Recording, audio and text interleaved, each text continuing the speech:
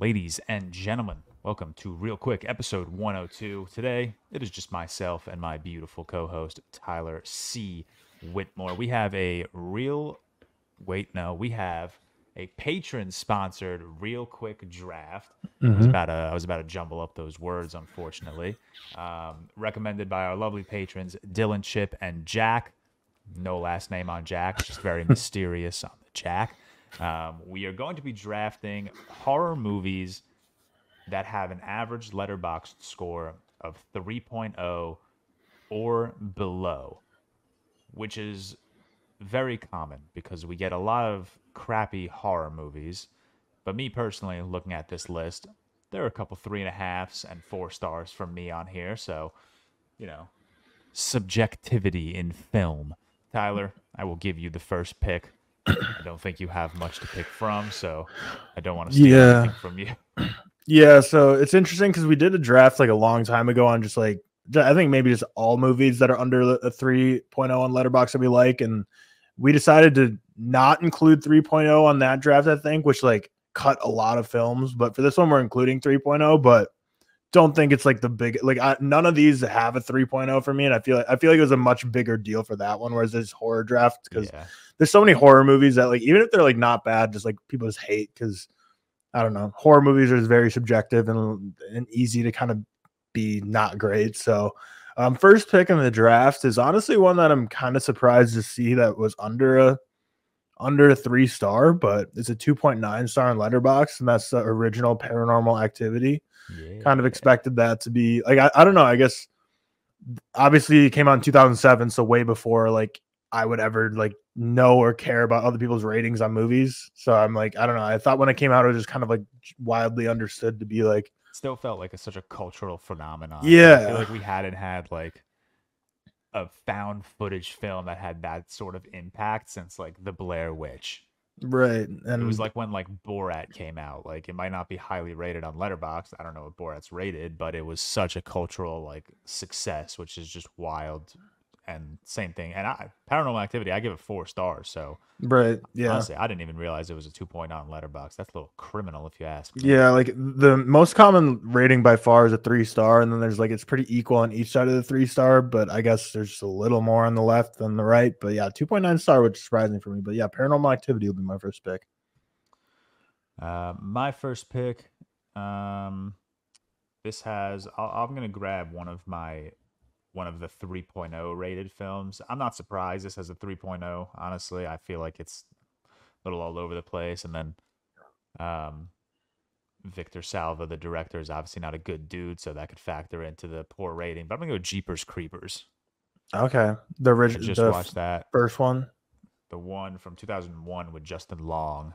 Okay, fucking Alex told me to watch it, and I was like, oh shit, here we go. One of the Alex movies that's actually shitty that he's gonna give a 3.5, 4 stars, but I was dying laughing the entire time. That shit was jokes. Dang, the original is from 2001 because that Jeepers Creepers is a movie that always seemed to be on like basic cable TV growing up, like scrolling, like going through like maybe like the FX TV show channel or something. It was just like always on. But every time I would see it, because I was too scared to watch the whole thing, but every time I like scroll by it, I'd be like, oh, there's like a 80s horror movie. I didn't realize it was 2001. It's just, I don't know. It just like looked and felt like, way older than that. Like it is like, it's not like, it's what movie were you watching the other day where you texted us like, if I didn't know the year, I would have thought this movie came out in like 1980. 28 Days Later. Yeah. 28 Days Later. Yeah, it's like the same thing like that. It's like very grainy shot. I just found out literally right now that there are sequels to Jeepers Creepers. I did not know that. I know there's 2 and 3, but I think I just Googled it and I saw there might be like a Jeepers Creepers like Resurrection or something too. Reborn. Reborn. That came out last year. Oh shit! So they're trying to. It has we missed that last week when we were talking about horror movie franchise. They're trying to bring that back too. Oh my God, it has a 1.1 on Letterboxd. That's crazy low. That's atrocious. Oh, it's my pick because we're doing the Snake. Another movie. I'm not really surprised this has such a low rating, but I know it has like a weird cult following. I feel like among film talkers. I'm gonna go Alien Covenant. Okay, yeah. I think Alien 3 might also be under a 3-star as well. Yeah, but Alien 3 is definitely here. Yeah, it has a 2.9. So honestly, not as low as I had expected it to be. Yeah. So again, my next pick is going to be another one that's like was such a cultural phenomenon when it came out that I'm surprised it has a 2.7 average rating on Letterboxd. But I'm going to go with The Purge from 2013, the original, the OG, not the first Purge, because I know it's a separate movie, but the first Purge is in the original Purge. The actual first movie to come out. Right. Which, like, I saw when it first came out, and for some reason just, like, completely memory hold that, like, Ethan Hawke was the main guy. Like, I don't know why. Like, I just didn't think there was any, like, known actors in it, but I guess Ethan Hawke's been in a lot of bad movies, especially during, like, the 2010s. Yeah. Like, I realized, but, yeah. Everyone saw Purge because that concept is sick, but that movie went in one ear and out the other for, like, everyone. Purge Anarchy, good movie. Is that your favorite one? Yeah, that's the one with Frank Grillo.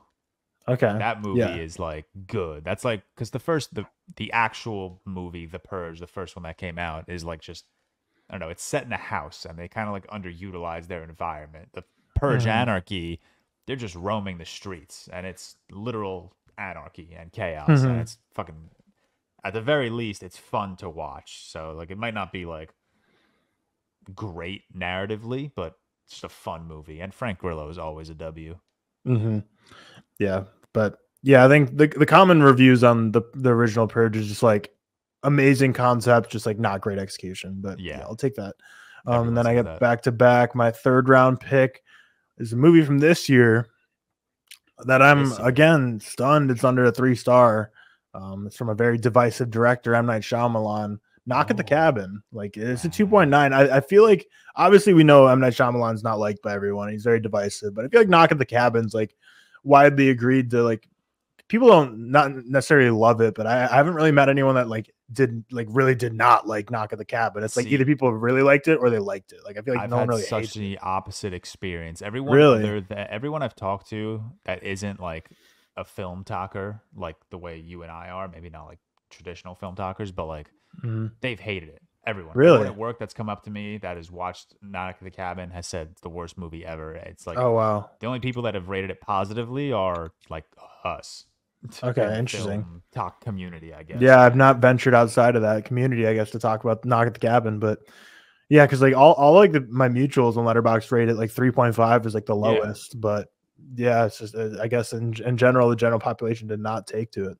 No, I don't think M. Night is a very general audience friendly filmmaker. Yeah, which makes sense. My third pick, just rewatched it. Oh fuck no, I lied. That's fuck. I was gonna take It, but I didn't realize that was It Chapter 2, and I don't want. Oh yeah, you do not like that movie. No, I do like It Chapter 2. Oh, you do? Yeah, I like it. You don't. You hate it, right? I haven't seen Chapter 2. I didn't like Chapter 1 so much that I didn't jump into Chapter 2. But wait, why didn't you take it? Is it above a 3.0 or something? No. It's rated a 2.9, but there are other movies below 3.0 that I'd rather take over It Chapter 2. But if it was It Chapter 1, would have taken. Gotcha. So instead, I'm gonna take another movie. I know Seth hates this movie just from last year or 2 years ago. Smile. Yeah, I saw that on when I was like looking for movies to draft. I was like, oh yeah, Smile's probably gonna be taken by George. Smile was so dope. What a good movie. And I need found footage on my list. I'm gonna take the McPherson tape, which is another. Actually, no, it's not like a recent first watch. I probably watched it for the first time like a year ago at this point. But good found footage film. Just kind of makes you question. You know, are we alone in this universe? Shit like that. I'd imagine you would have taken it by now, so I'm guessing it's not under 3 stars. So the Blair Witch Project is not under 3-star. I thought a lot of people hated that, didn't they? It is like super close though, but I don't actually know where it sits. There it is. What is it at? It's at a 3.3. Gotcha. Which is still disrespectfully low. Yeah, I wish that's like a movie. I wish one of the few movies I wish like I was alive when it came out during, like the fact that like people weren't able to like confidently say if it was like real or fake. Like that's just that must have been so crazy in pop culture. Like opening weekend, people thinking like this is like an actual like literal found footage. Like someone just found this VHS tape like sitting in the woods and like holy shit, we got to play this. That'd be fucking crazy. Yeah. Okay, so I get back to back for my final 2 picks now. Yes, sir. You know, this one is the second genre on this is horror. The first one's action, but it isn't action horror, so I'm gonna go for it. I'm not sticking too true to the pure horror Bible. Cam rates is a 5-star, so Wait, what? Whoa, hold on. Action, partly horror that Cam rates a 5-star? I knew he liked it. I didn't know he liked it 5-star worth. It's a 2.3 on average on Letterboxd. I'm looking. I truly have no idea what you could be talking about right now. Well, that is, of course, The Meg. Oh my God! Shut the fuck up. I know Cam always hyped it up. I did not know. I guess, okay, so he watched it in May and gave it 3.5, and then he recently in August bumped it up to a 5. Okay, that makes more sense. I would have known. But yeah. Ironic score.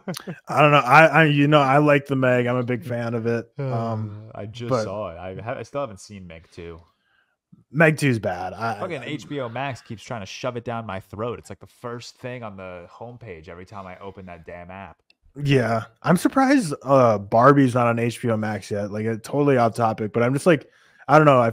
I get they probably make more money by renting it, but it is like a Warner Brothers. But like, because I feel like, I don't know. I feel like they would care more about for like stocks, shareholder prices and stuff. I feel like they care more about like subscription numbers on HBO Max compared to like number of rentals. But whatever. They're probably gonna get the exact same amount of viewers regardless of when they drop it on HBO Max. So might as well get some rent money. My final pick. Actually, none of the picks I had lined up were taken, so that's nice. I didn't have to scramble here. But final pick is going to be a movie I just recently rewatched. Is a 2.8 star overall. I give it 3 stars, and it's not like I'm like a glowing review on it, but I definitely like it and enjoyed my rewatch. And it created one of the greatest TikTok trends, or I don't think TikTok was around at the time, but greatest social media trends of all time. And that's Bird Box, the OG. Bird Box Barcelona is not great, but Bird Box, I don't know. I enjoyed. Like I really liked it when it first came out, and then I was like, I think I'm not gonna like it when I rewatch it. And then I rewatched it. I was like, this isn't bad. Like it's fine. It's whatever. But the only thing that's the ending, is the ending. Just like how pissed off I was when that ending popped up. I was like furious. Yeah, the ending definitely I still didn't like on rewatch, but like I enjoyed the just hour leading up to it so much. Like it was just so like, and when it came out, it was just that was just another like again like kind of phenomenon that just like everyone was talking about. Like, dude, you gotta see Bird Box. It wasn't the first Netflix original movie ever, but like one of their biggest like OG first like original movies that like everyone saw and everyone watched. And then this is like back when like they had like a couple a year, not like 100 Netflix original movies a year. But it's my final pick.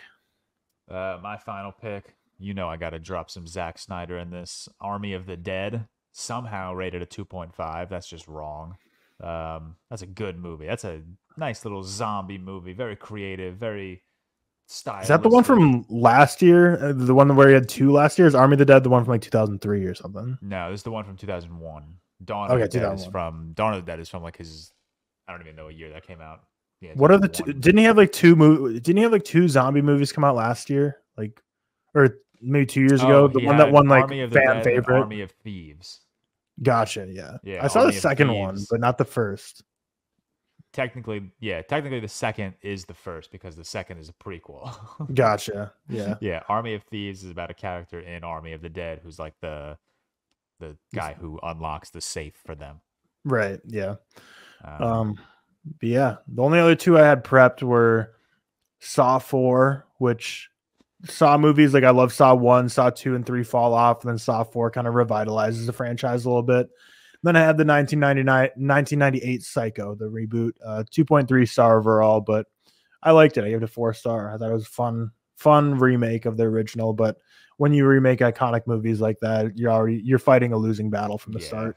You're already starting at like a 1.0 average rate. Right. You got to work your way up. I'll drop a remake, the Thing remake.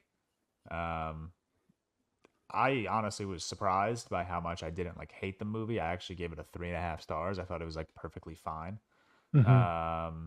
The Babysitter, Samara Weaving, just that's not even like, it's not a scary movie. It's just a funny movie. Mm-hmm. What else? Circle. I was surprised. I rate Circle a 4 stars, so it technically should have been drafted by me if I actually went with like my highest rated, but I think this is way more of a psychological thriller. Yeah. Like I was stunned to see horror listed as like the first first genre on Letterboxd. And It that's looks like it. Everything else. I mean, you rate Happy Death Day to You 3.5. That's it. Yeah, I like both Happy Death Days, honestly. I don't think the second one does like anything to like, separate itself from the first. Though it's like the same movie kind of. Are those But I like still horror enjoy it. comedies? Like, are they like supposed to be like cheesy, corny, silly, or is it not? I mean, they're definitely like cheesy, corny, silly, but I don't know if it's like intentional Gotcha. here. But they're fun. They're like they have their moments of funny. They're more like horror slashers. They're kind of like what's like a horror slasher that's like that I could compare it to. I don't know. It's like they're like Nightmare on Elm Street. Like you watch it once, yeah, maybe it's scary. You watch it a second time, and it just turns into like kind of like a joke, Mhm. something like that. But that's it. Everything else below a 3, I kind of agree with. I rate these pretty lowly. Dang, Maisie Day, the Black Mirror from this year, is at 2.1. That's really Is it low. really I that didn't like low? it, but it's crazy low rated. It's one of your lowest rated horrors, like on average on Yeah. Letterboxd. Wow, I did not know it was that low rated. I mean, yeah, I didn't love it. I'm surprised Cloverfield Paradox has a 2.2. That's high. Like that's high. Yeah. Yeah. I should have All my I mutuals do should, not like that movie. that's like literally one of the worst movies I've ever seen. Yeah. I can't even really remember it because I watched it when it first came out because I liked the other two Cloverfield. Well, I hadn't seen the original Cloverfield at the time, but I saw Cloverfield Lane and really liked it. But I don't know. It's just weird, like why the Cloverfield cinematic universe even exists. It like connects movies that just don't really need to be connected. And I I feel like remember it's just when for they marketing. dropped I don't that. know.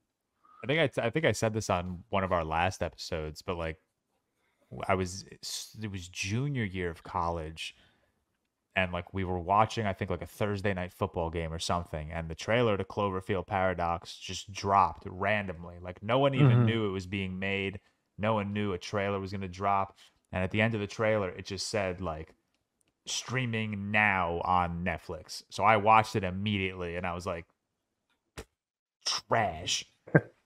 Terrible Uh, movie.